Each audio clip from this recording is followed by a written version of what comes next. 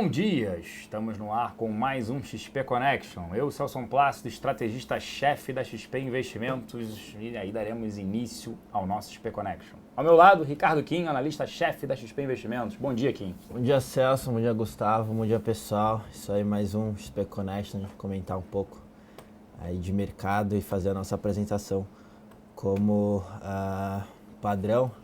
Mas antes de tudo, bom dia a todos. Vamos começar. É isso aí. E aí, Gustavo Cruz, da parte toda da apresentação macro, e a gente vai iniciar com essa parte sobre o descontrole da inflação, né? A minha, a sua, nossa inflação não é 9%, é bem mais é um número maior em 2 dígitos. Bom dia, Gustavo. Bom dia, Celso. Bom dia, Kim. Bom dia a todos. Então, hoje a gente vai dar uma comentada na inflação, destacar alguns pontos aqui que a gente acha importante para não passar despercebido. Já vi que tem bastante gente já falando de Selic, a gente vai passar por esse comentário, falar um pouquinho do Banco Central, como que ele está vendo a inflação, como que ele está reagindo para a inflação e como que o mercado está vendo a ação do Banco Central com essa inflação. Então, por favor, que nem sempre o Kim fala, todo mundo dá uma conferida se está tudo certo de áudio, som. E enquanto eu vou fazendo a apresentação, fiquem à vontade para fazer qualquer pergunta sobre qualquer tema, que passando a apresentação a gente responde, e se algum ponto não ficar claro, a gente volta na apresentação, como a gente já fez algumas vezes, e a gente explica de novo com mais calma. Então fiquem bem à vontade para fazer qualquer pergunta que a gente responde para vocês. É isso aí. Já está tudo certo? Já deram um ok sim. no chat? Sim. Então pode botar a apresentação na tela. A gente volta com isso aqui, que a gente já... Curiosamente, a gente já fez um slide, a gente já incluiu esse slide em uma apresentação e a gente estava sempre batendo aqui, a gente colocou a linha vermelha aqui, a inflação, e a linha vermelha seria o teto da meta e a linha azul seria o centro da meta de 4,5, linha vermelha 6,5. A gente já tinha utilizado esse slide no finalzinho do ano passado e a gente falava, tá descontrolando a inflação, tá batendo o teto da meta, olha onde a gente já chegou agora. Aqui é o acumulado de 12 meses, a gente já está com 8,47, então bem acima dos 6,5% de inflação. Por isso que a gente achou relevante comentar hoje. E também porque o Focus, né, o Boletim Focus já prevê um IPCA para esse ano de 8,79. Então a gente já está em 8,47 e deve ainda subir um pouquinho mais para 8,79. Vai ficar bem acima do teto da meta. Lembrando que a gente já está com 5,34% acumulado no ano, então a gente já passou do centro da meta só no acumulado no ano nesses 5 meses, né? Ainda vai ter a inflação de junho daqui a umas semanas, e provavelmente a gente deve sim passar o teto da meta, o Banco Central já reconhece, o governo já reconhece, a gente perdeu um pouco o controle da inflação nesse ano, a gente vai tentar explicar um pouquinho por que isso ocorreu, quais são as consequências e quais são as causas, então, para a gente ter perdido o controle e ter subido a inflação. Também lembrando que para o ano que vem, o Focus já está projetando uma inflação em 5,84. É bem importante a gente ter em mente o que está sendo projetado para os próximos anos, porque isso acaba regindo muito a parte daqui de baixo, que é a parte da Selic Meta, né? Que é o quanto o Banco Central está estipulando de Selic. Isso é importante porque não só o descontrole da inflação, mas o Banco Central precisa recuperar um pouco a credibilidade dele frente ao mercado. Não adianta nada o mercado não acreditar que o Banco Central vai conseguir convergir a inflação para o centro da meta nos próximos anos, porque aí a gente vai acabar vendo o Banco Central apertando ainda mais esse ciclo, essa Selic elevando um pouco mais ainda a Selic.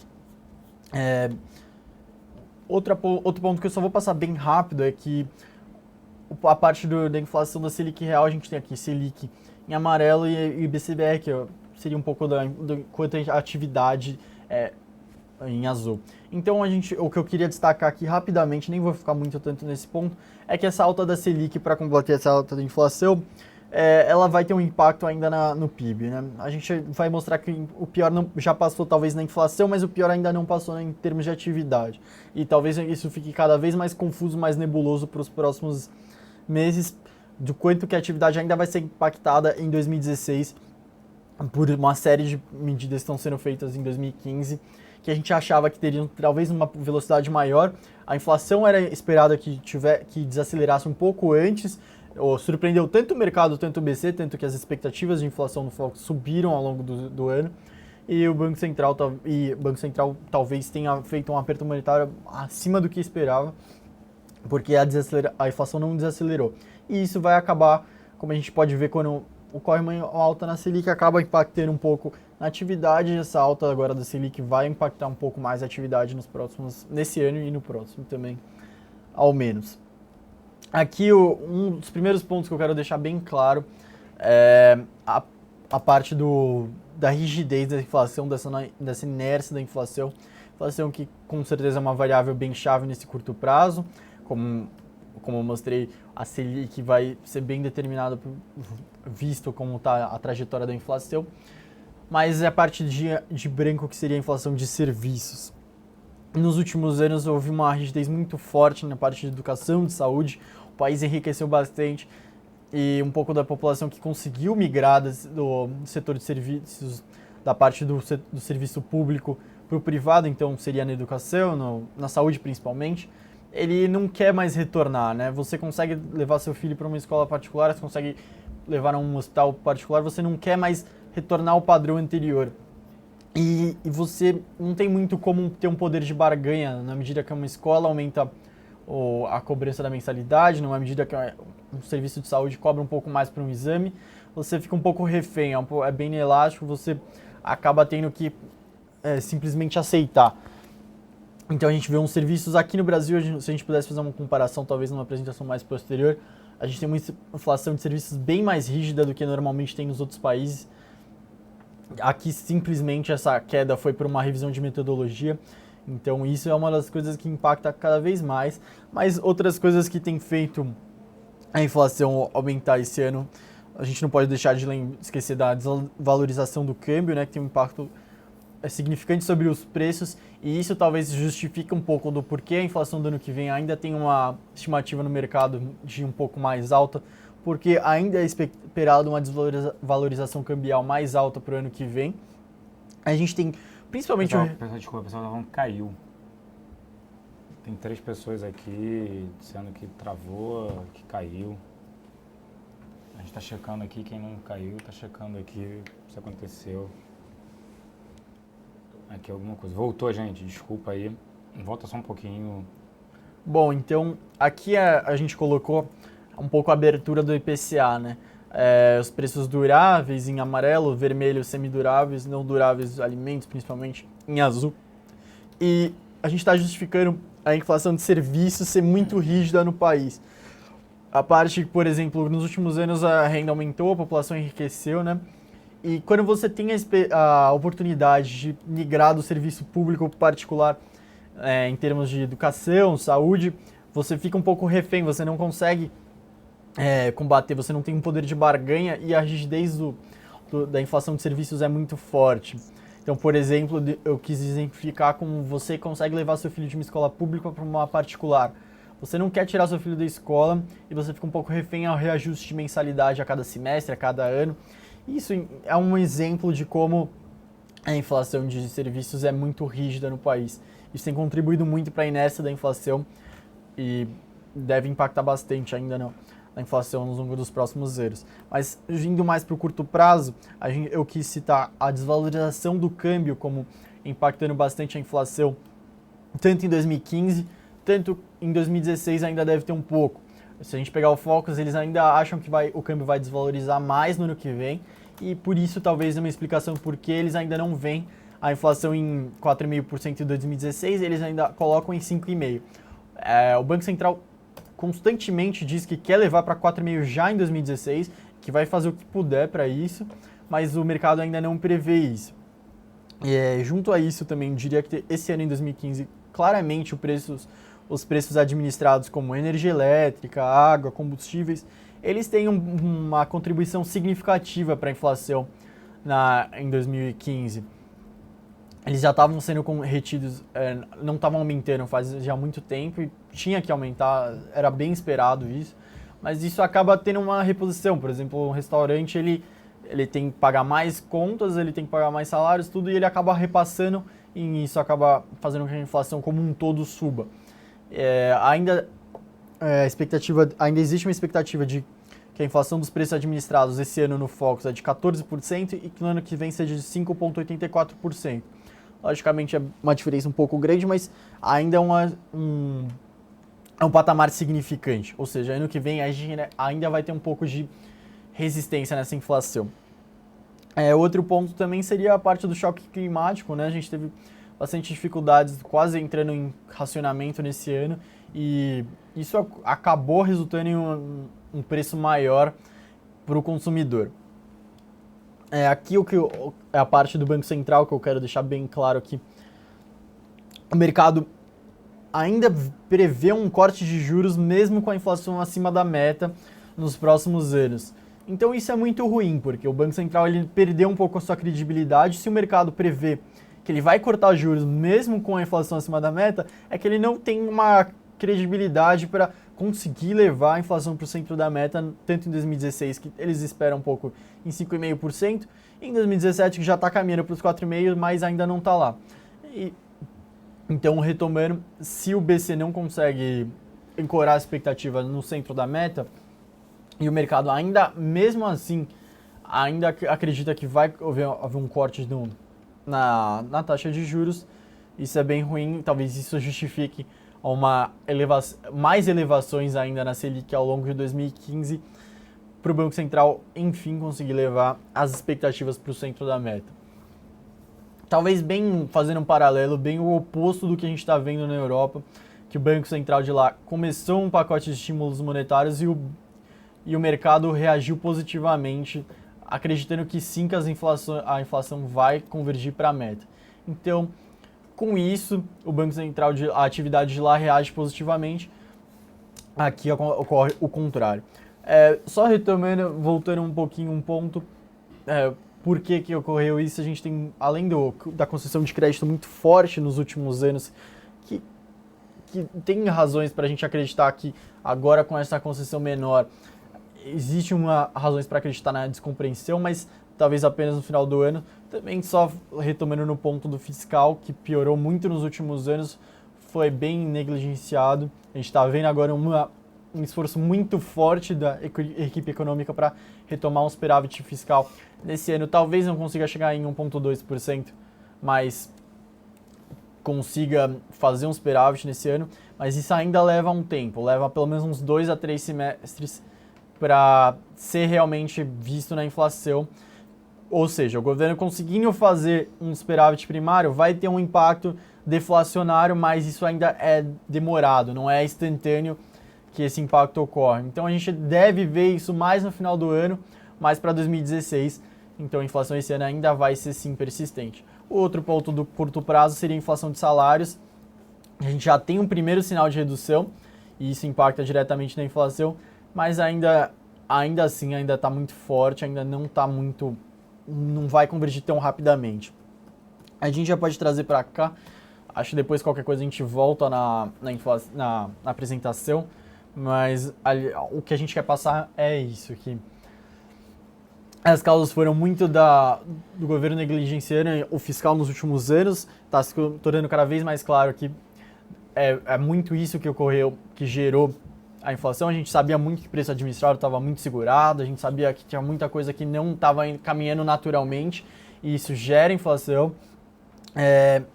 Muita coisa concentrou para esse ano a inflação, além de passar o teto da meta, chegar a quase 9%. E o Banco Central mudou um pouco sua postura, parece muito mais dedicado, muito mais determinado a levar a inflação de volta ao centro da meta, não mais o teto. Eles têm uma postura muito rígida nas suas declarações de que querem levar já em 2016 para 4,5%. Esquece. E agora cortou. Eu cortei ele, né? As expectativas de inflação para o ano que vem no relatório Focus, né, que é o relatório que compila os dados de economistas no mercado brasileiro, é uma expectativa de 5,5%. Para trazer para 4,5%, qualquer modelo econométrico, né, me corte se eu estiver errado, teria que trazer essa taxa de juros, a Selic, para 16%. Se fizer isso, é um tiro no pé absurdo. A recessão se aprofunda, o governo perde o grau de investimento. Pô, como assim perde o grau de investimento se ele está fazendo o trabalho dele? O problema é que o custo da dívida é muito oneroso para o governo. E aí, o custo da dívida nada mais é do que a taxa Selic. Se ele aumentar, ele vai pagar mais por essa dívida, vai ficar mais caro. As empresas vão pagar menos impostos. Por quê? Porque vão vender menos, a recessão se aprofunda, né? Na rolagem de dívidas aí também, tanto de empresas quanto dos consumidores da população. Então, um tiro no pé. Então, agora é o famoso, tá na UTI, né, economia, você precisa dar um remédio. Só que dependendo da dosagem, e aí a taxa de juros, você mata o doente. Então você precisa dar o remédio, que é a alta de juros, mas não matar o doente. Sim, eu acho que logo ano passado, quando foi anunciada a equipe econômica, o Tombini foi para o Congresso lá e fez um desabafo, que ele chegou bem claramente e falou assim, vai ser muito mais fácil eu conseguir atingir a minha função se o fiscal colaborar, coisa que não ocorria Ele deu uma cutucada no Manteiga e falou que se o fiscal colaborasse, seria muito mais fácil para ele atingir sua meta de 4,5%, fazer o trabalho dele. Mas a gente viu, por exemplo, a gente está tendo o ajuste fiscal, mas a gente está vendo que talvez os políticos não tenham entendido muito bem o quanto problemática é a situação do país, a situação econômica, eles ainda não estão claros, não está claro na cabeça deles. Acho que tá, porque eles querem fazer medida populista, gostam, né? E acho que não tá? Não sei, eu acho que ainda não parece que não está muito... Aí tudo bem, concordo. E a gente vê nas medidas provisórias, a gente viu a Dilma sancionando hoje a 665, que é a do desemprego, da concessão do Auxílio de seguro-desemprego. Isso. Vetou duas coisas, mas a gente viu, por exemplo, essa semana o Joaquim Levy tendo que negociar porque o Congresso ele exigiu que 4 setores não tivessem desoneração da folha salarial. Então parece que eles não estão bem convencidos do quanto é problemática a situação. Eles exigem, não sei por lobby, por que eles querem, mas eles ainda pedem flexibilizações nas medidas provisórias, sendo que a gente já vê que talvez nem seja atingido 1,2% de superávit primário, nem 0,8%, já tem gente falando em 0,3%. Então a situação está cada vez mais preocupante. Talvez um choque, talvez com uma perda de grau de investimento ou uma queda na perspectiva, bata um pouco mais forte, mas não parece que todo mundo no governo acredite na situação que a gente está, que no quanto é necessário fazer um ajuste fiscal, no quanto é necessário rearrumar a casa para os próximos anos, para a economia voltar ao que deveria ser. E aí a gente fala, pode perder o grau de investimento? Sim, até por conta disso. Um superávit na casa de 0,3%, com esses juros, essa recessão. E ano que vem, foi a primeira vez que a gente viu no relatório Focus, redução do crescimento do PIB de 1% para 0,9%. A gente está no meio de 2015. Vai chegar no final, de repente ano que vem vai ser 0%. Não tem crescimento, só vai olhar 2017. Aí é um problema forte nesse sentido, sim, a perda do grau de investimentos. Fora se tirar o Levy caiu e a situação... É ele que está mantendo. É ele que está... Quem está governando, uma parte PMDB, a outra parte é o Levy. Essa E o Banco Central tentando trazer credibilidade totalmente perdida no ano passado, quando, ano de eleições, ele parou de subir juros. Então, isso é impressionante. Dito isto, né, é o que a gente fala. Tem algumas oportunidades ali interessantes para aproveitar. Você tem debêntures incentivadas, IPCA mais uma taxa. A gente estava até vendo ontem, né? Tem IPCA mais 9. Só antes de passar, complementando essa questão de grau de investimento, tem muita notícia hoje falando da Moody's, né? Que o governo, ele talvez já esteja trabalhando com um cenário de downgrade aí na nota pela Moody's. Lembrando que a gente tem a gente está 2 degraus acima do grau de especulação, então um rebaixamento não tiraria grau de investimento, mas o que o governo está tentando ali conversar com a agência é não ter uma perspectiva negativa, que aí sim você traria mais risco para a questão de perder grau de investimento. Isso aí seria muito ruim, não só para a economia, como para os ativos de risco, etc., e ia estressar bastante o sistema financeiro. Só que, por outro lado também, não deixa de ser uma coisa boa no sentido de você deixar todo mundo alerta e falar, vocês estão beirando perder o grau de investimento, então vamos fazer a coisa certa, etc.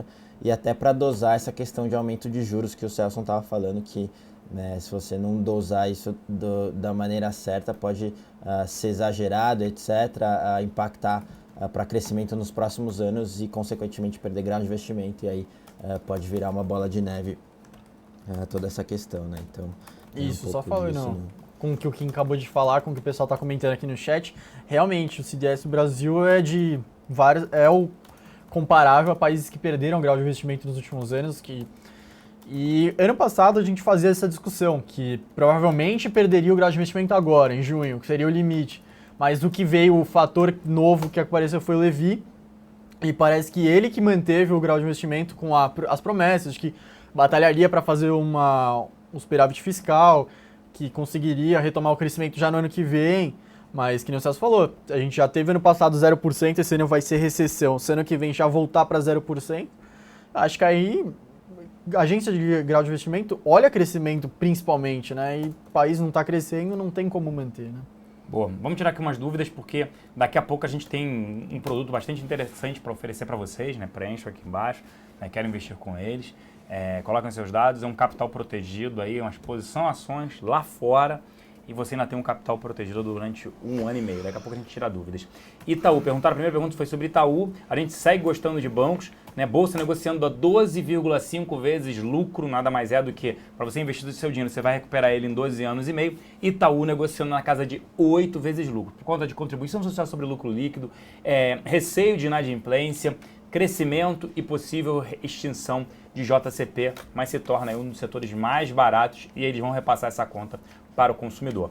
Perguntaram sobre Selic, acho que fica entre 14,25 e 15, 15 seria teto, acho que nem chega a 15, mas 14,25 com 14,75 acho que seria um número razoável nesse cenário. Vai depender do que a gente mostrou, do quanto as expectativas de inflação caírem ao longo dos próximos meses. Se não caírem o tanto que eles desejam para o centro da meta, eles vão possivelmente elevar ainda mais para bater nisso. Lembrando que a curva de juros está precificando 14,5 já. Isso. Então o pessoal, enfim, depois de toda essa questão de PCA e discurso um pouco mais duro de BC, já está refletindo na curva aí 14,5.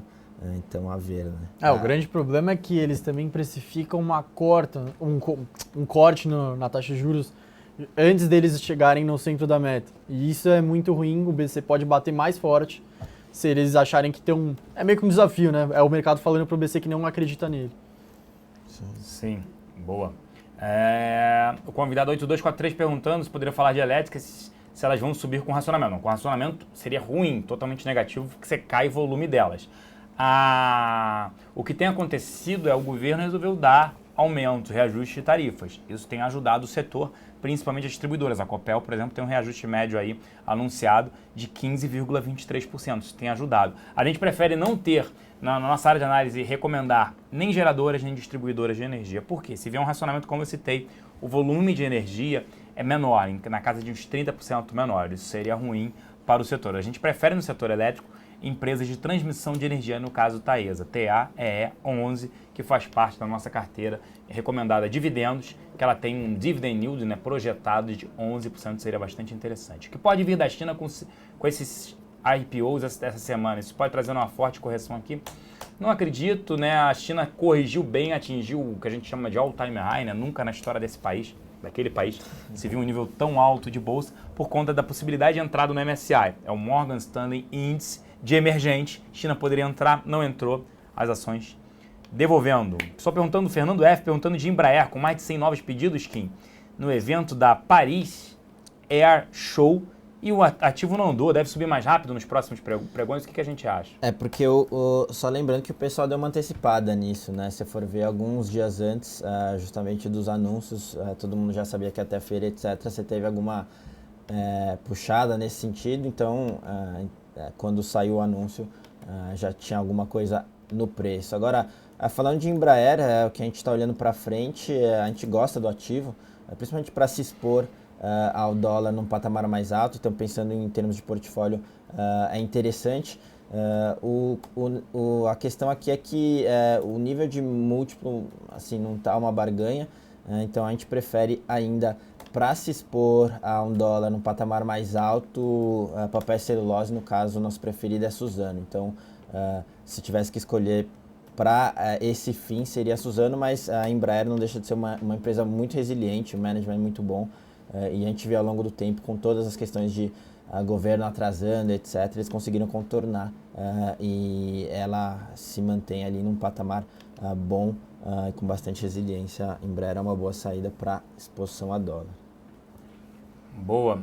Qual a perspectiva da Vale, Ricardo Kim? Vale, a gente continua cético com o ativo. Alguns motivos aqui. O primeiro, a dinâmica de oferta e demanda do minério deve continuar. Enfim, China desacelerando.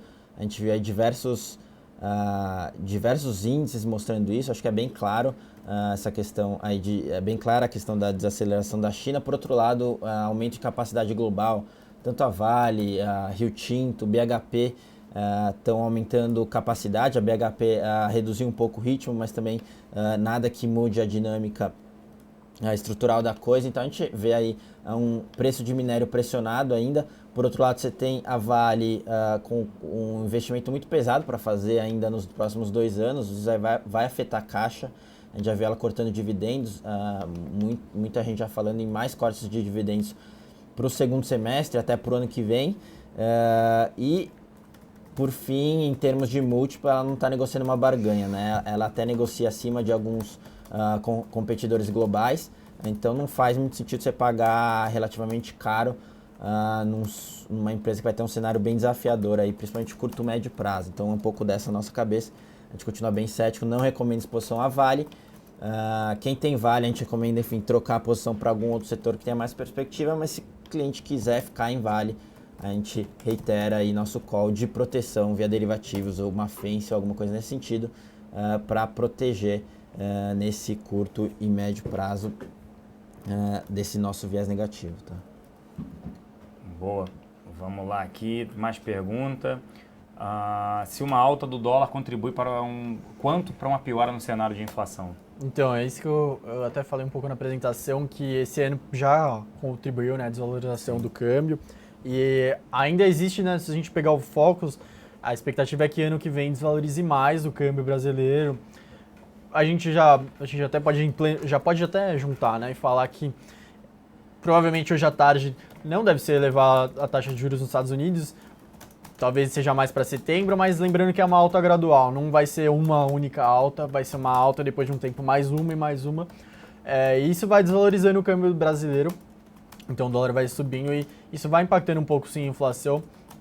O ponto é que esse ano foi junto com muitas coisas, por isso que a inflação passou muito além do limite do teto da meta.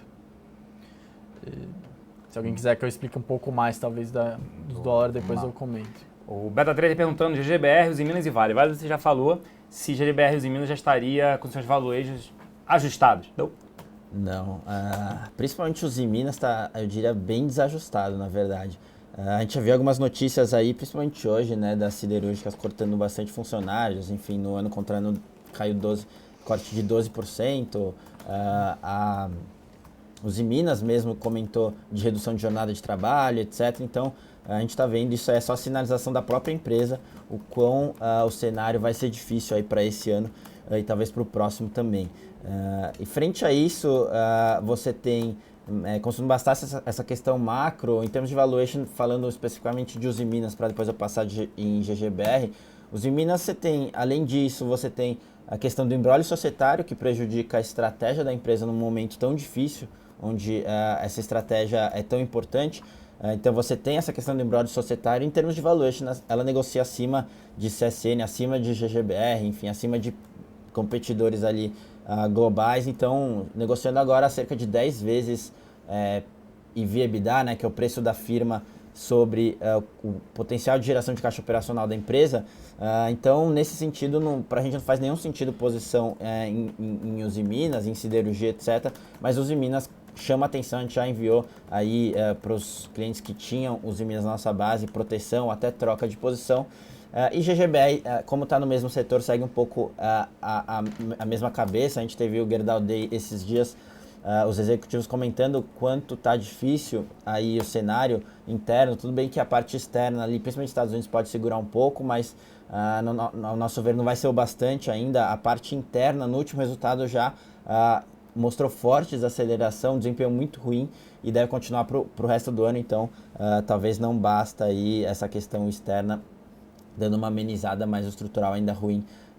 A gente no setor a menos ruim, ao nosso ver, é a GGBR, mas, de novo, a gente não recomenda exposição do setor, e Usiminas é a que a gente tem mais preocupação aí com relação a valuation esticado e coisas do tipo. Rumo é uma boa ação, buy and hold? Rumo é uma ação bem para longo prazo, mas é só comentar um pouco agora do que tem sido notícia. Primeiro que ela divulgou o plano de investimento, precisa de um investimento muito forte agora no curto e longo prazo para as malhas ferroviárias, etc. O que pode impulsionar a ação, ou o que pudesse impulsionar essa ação seria a questão do pacote de infra, né, que saiu, etc. Todo mundo puxou o papel antes, mas pouco se falou da renovação antecipada das concessões ferroviárias, etc. Então isso aí jogou um pouco de balde de água fria ali na ação, a ação voltou tudo. Agora daqui para frente, o que a gente acha? É difícil você pagar muito antes, aí, principalmente para o investidor de curto e médio prazo, pagar antes, porque o valuation não está barato, mesmo depois dessa queda, como o potencial de geração de valor dela diminuiu muito também, o múltiplo dela não está muito barato. Agora, você pagar relativamente caro, digamos assim, esperando renovação, esperando sinergia, esperando não sei o que, talvez o risco-retorno não seja muito bom para o curto e médio prazo. Agora, a longo prazo é outra história, tem diversas fontes de sinergia aí, tanto a renovação, algumas sinergias de troca de transporte de açúcar por grãos, etc. Então você tem aí no longo prazo algum valor. Agora, se você está olhando mais curto e médio prazo, o risco-retorno para a gente não parece tão interessante aí pagar tanto na frente, tá? Só falando que a gente até recomendando, né, aproveitar esse momento, né, de juros elevados, você tem CDBs garantidas pelo FGC, você tem LCIs, ainda LCAs, debêntures incentivadas não são garantidas, mas tem uma taxa interessante de retorno.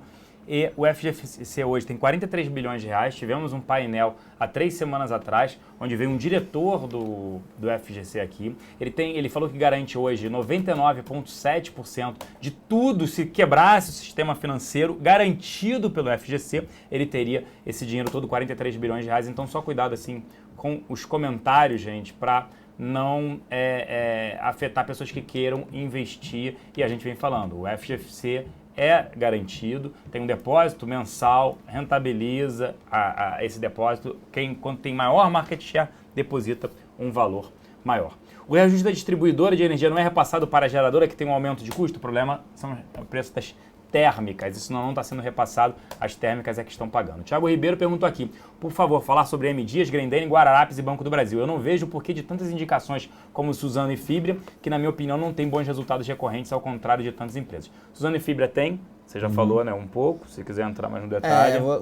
Só de maneira rápida, Suzano e Fibra, você tem que olhar também o que é momento macro, etc. Então você com um patamar de dólar mais alto, etc., a Fibra e Suzano indiscutivelmente se beneficiam com isso. Então, outro ponto aqui é que é justamente composição de portfólio, que a gente está falando, enfim, investimentos reais. Ninguém vai colocar todo o seu patrimônio em Fibra ou em Suzano. Então, assim como a gente tem a nossa carteira recomendada, a gente recomenda Fibra e mais Suzano, na verdade, como um percentual da carteira, justamente para pegar aí o dólar num patamar mais alto. Tirando isso, em termos de recorrência, se a gente for ver, a celulose, a dinâmica da celulose está assim, muito boa, principalmente se a gente analisa no relativo às outras commodities. Então, a demanda vem forte, puxado por Europa e China, possibilita aumento de preço, etc. Então, você tem aí um resultado bem satisfatório, na verdade, e foi o que a gente viu no primeiro TRI, mas também você tem que olhar essa questão estratégica macro de ficar posicionado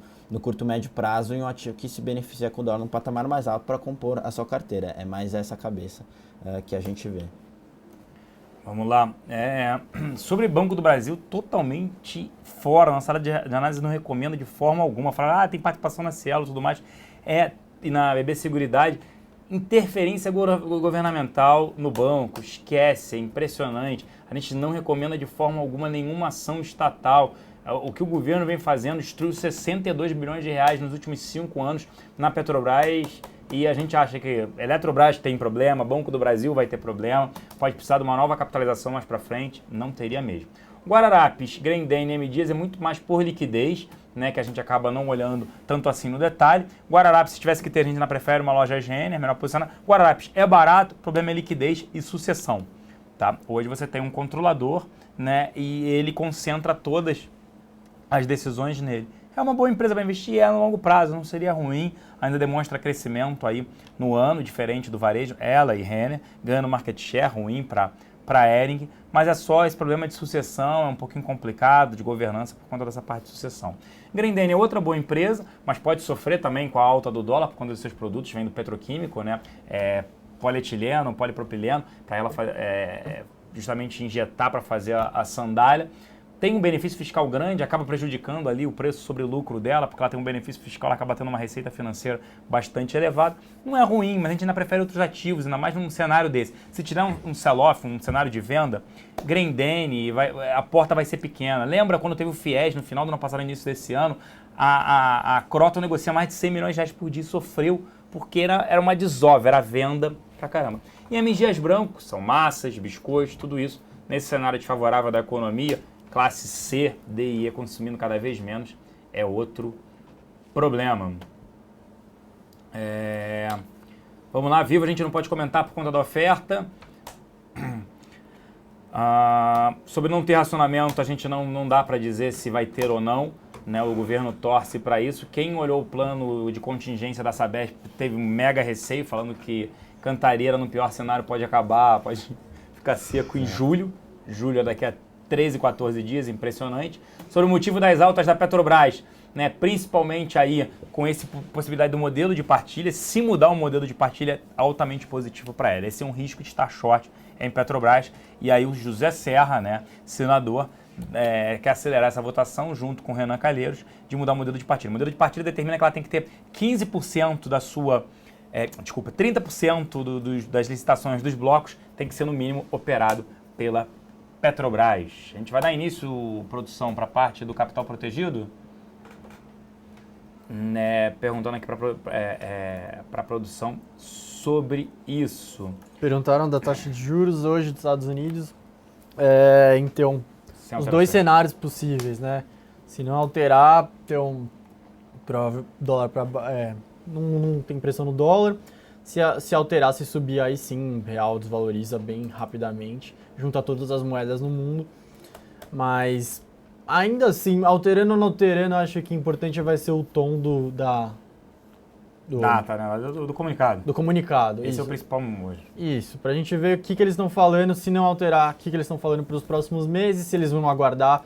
Porque aí vai ficar, se não falar que vão aguardar, ficar no mesmo tom, vai ficar aquela mesma conversa até chegar em setembro, até chegar na próxima reunião, para esperar uma afirmação um pouco mais forte, mais incisiva, para aí sim o mercado começar a achar que vão elevar os juros. Porque na medida que elevar, as moedas desvalorizam frente ao dólar. E se elevar já, aí a questão vai ser quais serão os próximos passos, né?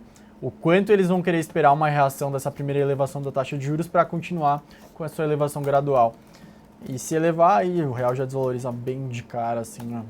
Não só o real, mas quanto as outras moedas. Se não elevar, talvez dê um pouquinho mais de alívio e seguir um pouco mais essa desvalorização do real e das outras moedas frente ao dólar. Ok. A oferta da Vivo que a gente participou, teve uma oferta de ações por conta da compra da GVT. Tá ok?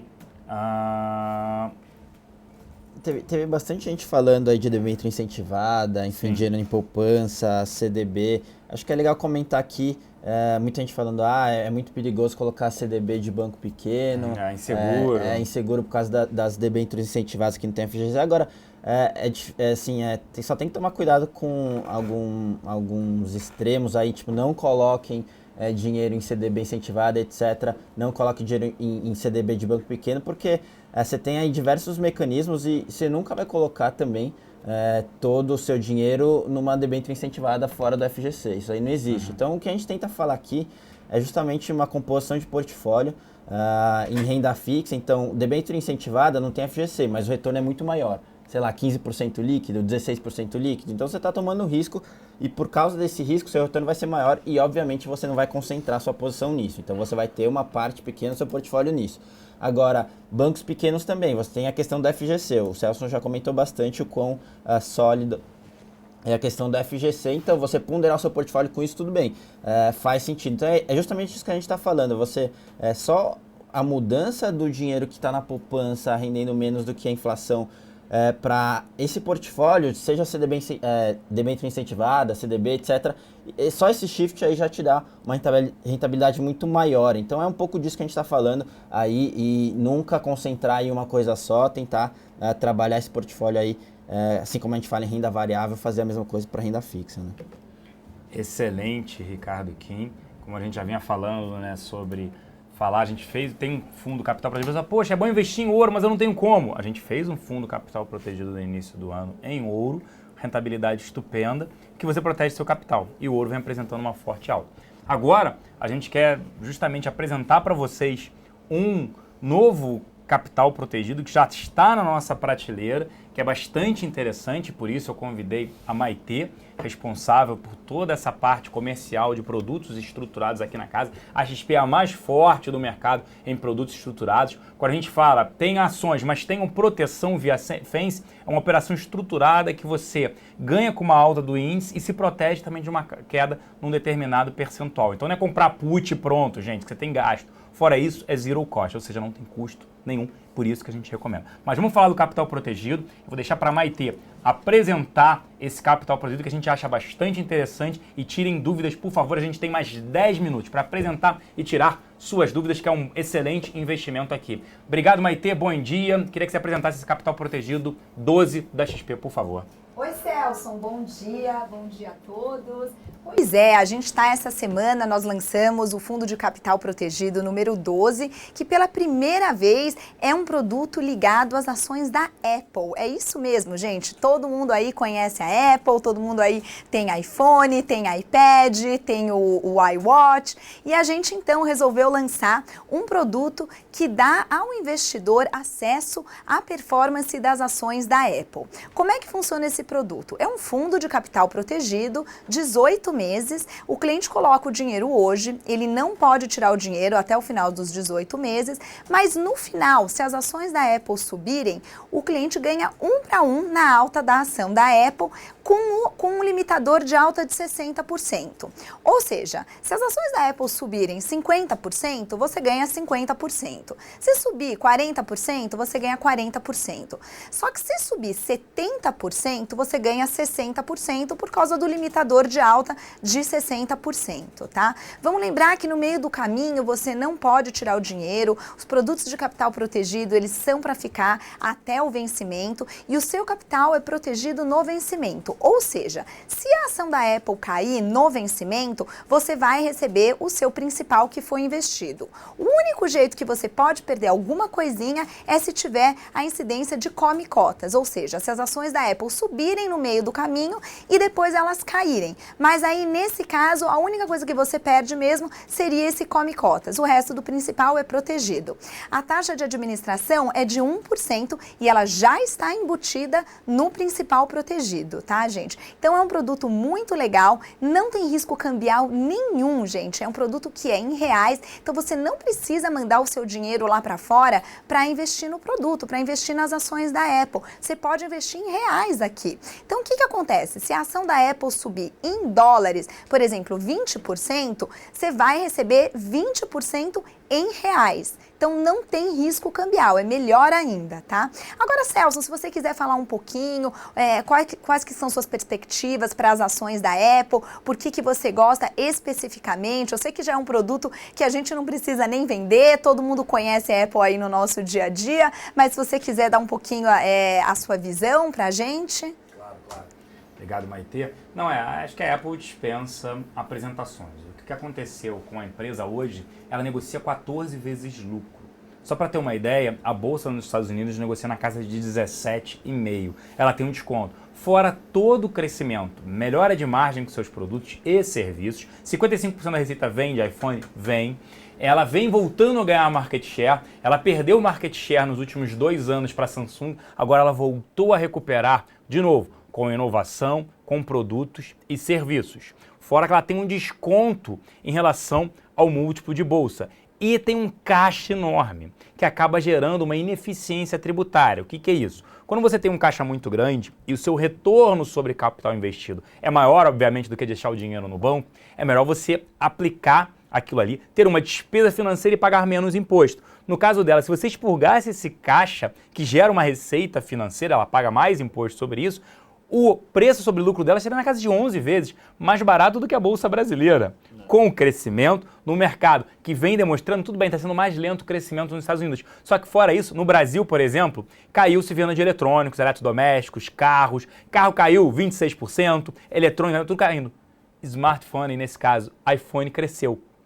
Por quê? Ainda tem o sonho de ter esse produto, da troca por um aparelho dura em média 1 ano e meio, segundo as próprias companhias de celulares aqui no Brasil. Então, assim, é bastante interessante isso. Perguntaram sobre taxa de administração, a Maite já falou, já está embutido. Quer dizer, você consegue aplicar em ações fora do Brasil, com investimento mínimo de R$10 mil, onde daqui a 1 ano e meio, e a ação caiu 50%, o Brasil aqui caiu 50%, estou dando um exemplo. Você perdeu 50%. No caso do capital protegido, caiu 50%, você leva o seu dinheiro, no mínimo, de volta. Só para colocar também no contexto, a gente comenta bastante aqui em termos de Bolsa Brasil, o quanto está difícil, né, achar oportunidade de investimento. Nada mais justo do que você pegar o seu portfólio de renda variável e diversificar. Primeiro, você vai estar alocado numa economia que no relativo está bem melhor em termos de perspectiva que o Brasil. Outra numa companhia que está tradando aí a 14 vezes, enquanto o varejo aqui trada o quê? 18, 20 vezes. 18 a 20, né? A Renner está 21 vezes. 12 vezes, Isso. Bolsa lá fora 17 vezes. Então, abaixo, com desconto na Bolsa como um todo lá fora e até um desconto aqui contra as varejistas aqui dentro. Então, assim, e isso com capital protegido. Então, assim, faz todo sentido você pegar seu portfólio de renda variável e alocar um pouco e diversificar isso num produto tão interessante. É o que a gente vem batendo na tecla aqui com esse capital protegido de Apple, bem interessante. Inclusive até perguntaram, tem algum fundo que possa aplicar em IPOs em Xangai? Por enquanto não, mas a gente vai lançar um, né, Maitê?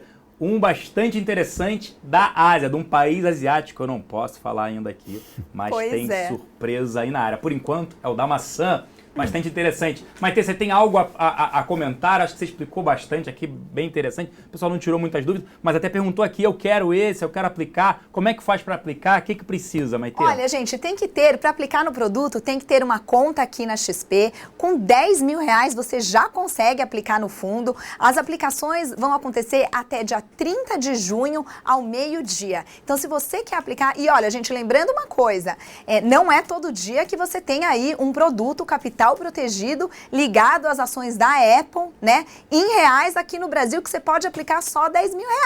Então, quem quiser aplicar, abre uma continha aqui na XP e aplica. É um fundo de investimento, tá na nossa plataforma de fundos, super simples de aplicar, R$10 mil. Até semana que vem, dia 30 de junho, ao meio-dia, vocês conseguem aplicar. Isso. Boa sorte aí para todo mundo. Isso. Obrigado, Maitê. Acho que se tiver, não vi mais nenhuma pergunta, nenhum questionamento, a apresentação foi excelente, aquilo que a gente falou no início, a própria Maitê também reiterou. A Apple dispensa, né, comentários, todo mundo conhece seus produtos, serviços, o forte crescimento que tem de receita, né? E aí até o Thiago aqui perguntou, né, onde consigo mais informações como risco, taxas e etc. A gente mandou um e-mail, tá? Mandamos um e-mail já para os assessores divulgando o produto. Hoje deve sair o nosso material de marketing, né? Que pode ser enviado para os clientes. Já tem uma apresentação aprovada para clientes. Então, assim, se você já tem conta aqui na XP, fale com o seu assessor que ele já tem o material aprovado para cliente sobre o produto, tá? Então, a gente tem uma apresentação que fala justamente o que o Celson comentou, as nossas visões sobre a Apple, explica direitinho o produto, explica a taxa de administração, que é de 1%, e outros detalhes. Então, fale com o seu assessor se você quiser investir no fundo, que ele já tem a informação. Excelente, Maitê. Obrigado, o pessoal está pedindo aqui para enviar uma lâmina por e-mail deles, está todo mundo pedindo. Gente, quer investir com ele? Se cadastre aqui, nome completo, e-mail, entre em contato, abra sua conta na XP, xpi.com.br, na intranet já tem os detalhes, tem os dados, né? Eles falaram que vão solicitar, vão abrir conta, tudo mais, isso, obrigado aí pelo retorno de vocês. E nossa área de produto estruturado tem diversos produtos. O pessoal até perguntou sobre Itaú aqui, né? Como é que eu faço? Por que não faz um capital protegido em Itaú? Tem diversas maneiras de montar uma operação via derivativos em produtos estruturados para isso, para você montar uma estrutura que ou você perca pouco, esteja comprado em Itaú e que se proteja de uma queda e também capture uma alta. Gostaria de agradecer a participação aqui da Maitê, tá?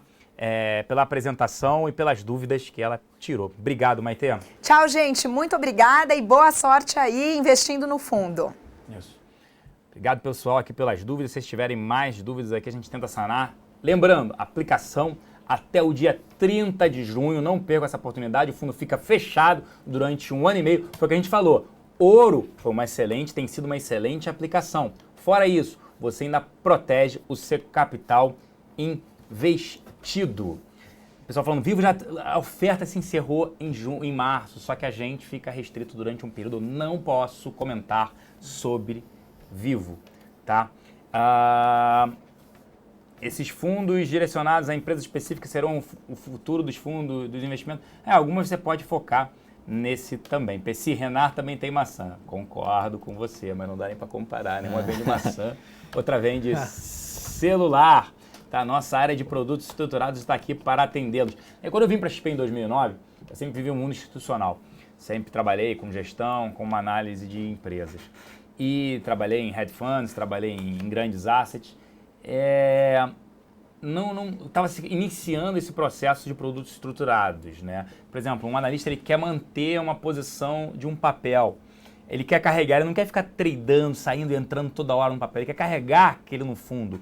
Só que a ação está com perspectiva no curto prazo ruim. Aí ele começa a montar operações estruturadas que ele se protege de uma queda, mas também captura uma alta. Para quê? Para não ir machucando o fundo dele por um período tão longo. Então, isso que é a ideia do produto estruturado. Então o institucional começou a utilizar muito isso, o que melhorou a cota. Peraí, o cara estava comprado em Hering a R$32, a Hering caiu até 18 quando o cara desistiu de Hering, ele não perdeu tudo isso. Por quê? Porque ele veio montando, não é só comprar put não, gente, put você tem um gasto.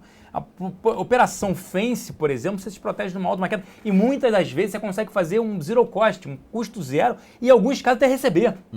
Então a gente recomenda posição em ações, Itaú, Cielo, Suzano, BB Seguridade, CETIP, um pouco em Croton, se for dividendos, Taesa, mas montar uma operação estruturada de proteção via índice.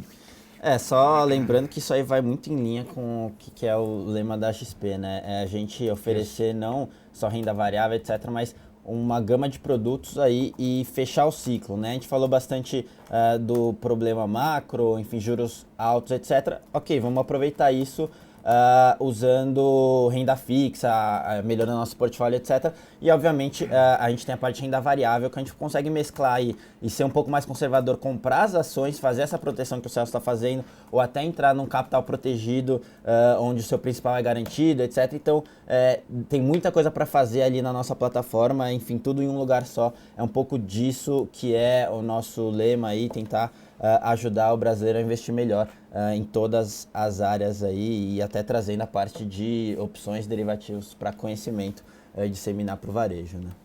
Como é que faz a operação estrutural de proteção além da put? É isso, é uma Fence. E Percival, o pessoal falou aqui que tem custos ainda. Não, a taxa de administração já está embutida nisso. Só o que pode pegar é o come cota. Você tem períodos do come cota, digamos que a ação subiu. Teve o come cota, a ação no final está abaixo daquele valor que você comprou, aí vai ter a diferença do come cota que pagou esse imposto no período. Também, que não é expressivo. Só, taxa de administração já está embutida, os custos já estão embutidos. Investiu 100 mil, não teve come cota, só subiu 20%, você vai receber, investiu 100 mil, 120 mil. Isso que é o grande ponto. Taxa de administração embutida. Quando você vai para outros fundos que tem, eles não são um capital protegido, se cair perde, e tem a taxa de administração que não está embutida. Tá ok? Infelizmente, né, a gente aqui... Isso, Percival, somente se ele investiu 100 mil, a Apple caía, receberei 100 mil, só se tiver o come cota, tá ok? Como faz uma Fence, Ricardo Kim? Dessa deixa para você aí, que é o especialista aqui, né? Esses olhos puxados aí, o coreano, sabe tudo de estruturadas e derivativos. É a última, porque a gente já está no tema que a produção chamou a atenção. Como faz uma Fence? De uma maneira simples e rápida aqui, o que a gente faz muito é você compra o ativo ou você já tem um ativo e você faz a Fence. Fence nada mais é do que uma forma de você proteger de uma queda num determinado intervalo e ainda participar de uma alta em outro determinado intervalo. Vou dar um exemplo aqui de algumas estruturas que estavam saindo para setembro. Basicamente você tem ali a ação Para setembro, se a ação subisse, digamos, 12%, até 12%, você participa normalmente da alta. Subiu 10%, eu ganhei 10%, tudo bem. Se subir mais que isso, você fica travado nos 12%. Então, subiu 15%, você travou no 12%, ok.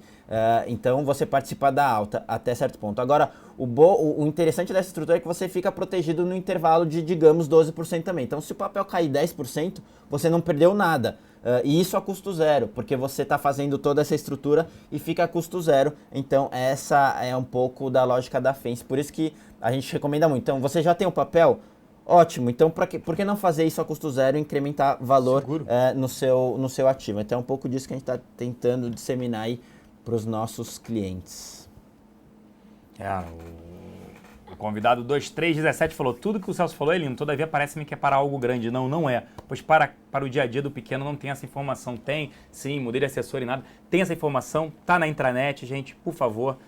Entrem no site xpi.com.br, vocês vão ter acesso. Fora todo esse tipo de programa, a gente tem no diário lá na XP TV. Aproveitem isso, infelizmente nosso tempo está esgotado. Obrigado pela audiência, participação de vocês e paciência conosco. Eu volto ainda hoje às 3 horas com a Batalha do Século, eu e Fernando Góes da CRIA. Mas eles voltam semana que vem ou diariamente na XP TV. Obrigado pela audiência e participação de todos. Valeu, pessoal. Boa tarde. Até semana que vem. Valeu, pessoal. Até semana que vem.